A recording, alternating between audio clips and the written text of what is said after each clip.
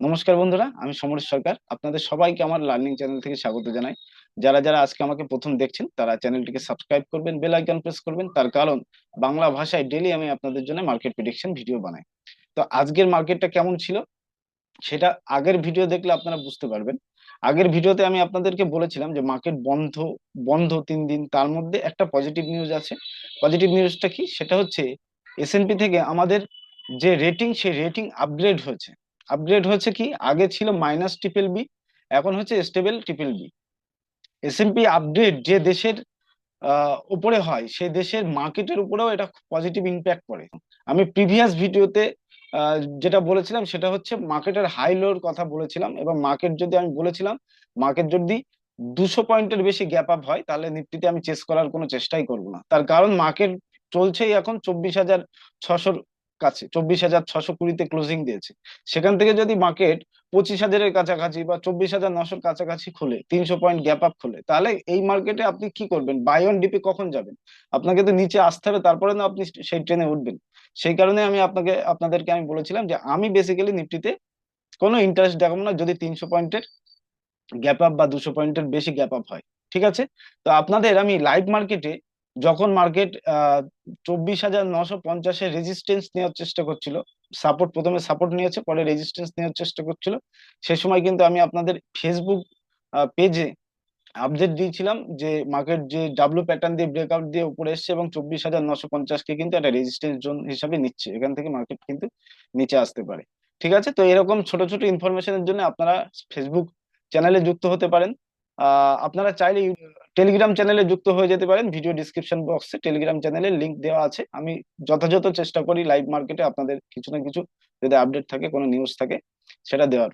তো আজকে আরেকটা নিউজ বাইরে আসে, সেই নিউজটা হচ্ছে কি, যে নিউজটা বাইরে আসে সেটা ইডি আমাদের যে রিলায়েন্স গোষ্ঠীর যে রিলায়েন্স ইন্ডাস্ট্রিজ যে সিনিয়র যেসব অফিসার, তাদেরকে জিজ্ঞাসাবাদ করছিল।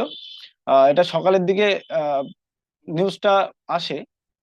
কি কেসে? কেসটা হচ্ছে 17,000 কোটি টাকার একটা মানি লন্ডারিং কেসে জিজ্ঞাসাবাদ করছিল।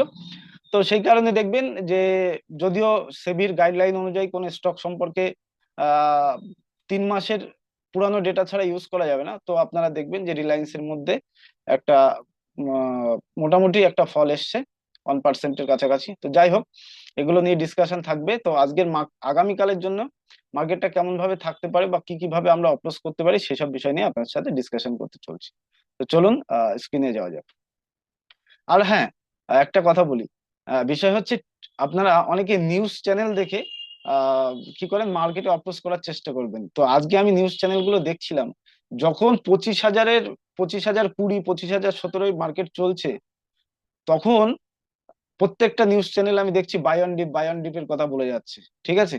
তো সুতরাং নিউজ চ্যানেল দেখে কোনো রকম ট্রেডিং ইনিশিয়েটিভ করা উচিত নয়। এটা আমার ব্যক্তিগত ধারণা, আপনাদেরকে শেয়ার করলাম। আপনারা রীতিমতো নিজে শিখে এবং মার্কেট সম্পর্কে জেনে তবেই মার্কেটে অপ্রোচ করার চেষ্টা করুন। তো চলুন আজকে আমাদের ডিসকাশনটা আমরা একটু দেখে নিই। দেখুন, মার্কেট আপনাকে নিজেই লেভেল বানিয়ে দিয়েছে। লেভেল বানানো কোনো রকেট সায়েন্স নাই। 30 মিনিটের যদি ক্যান্ডেল স্টিক দেখেন, তাহলে আপনি 25,020-তে একটা লেভেল লাগাতে পারেন, আর 25,856 একটা লেভেল লাগাতে পারেন। তো এই এই লেভেলটুকু আপনি সাইডওয়েজ জোন হিসাবে রাখতে পারেন যদি অপশন বায়ার হন। ঠিক আছে? এই লেভেলটুকু আপনি সাইডওয়েজ জোন হিসাবে রাখতে পারেন।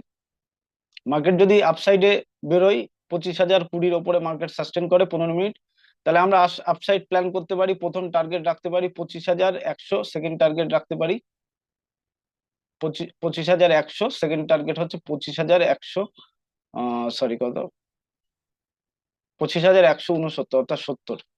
ঠিক আছে? ওপরে এই লেভেলটা আপনারা মার্ক করুন। ওকে? ঠিক আছে?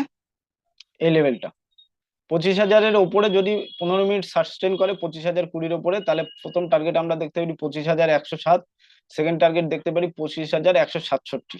ঠিক আছে?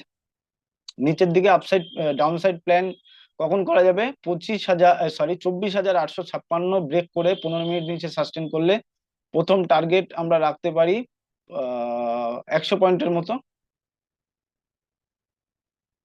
25,700, 770, এবং দেন সেকেন্ড টার্গেট আমরা নিচে ডাউন সাইড দেখতে পারি 25,700। কেমন?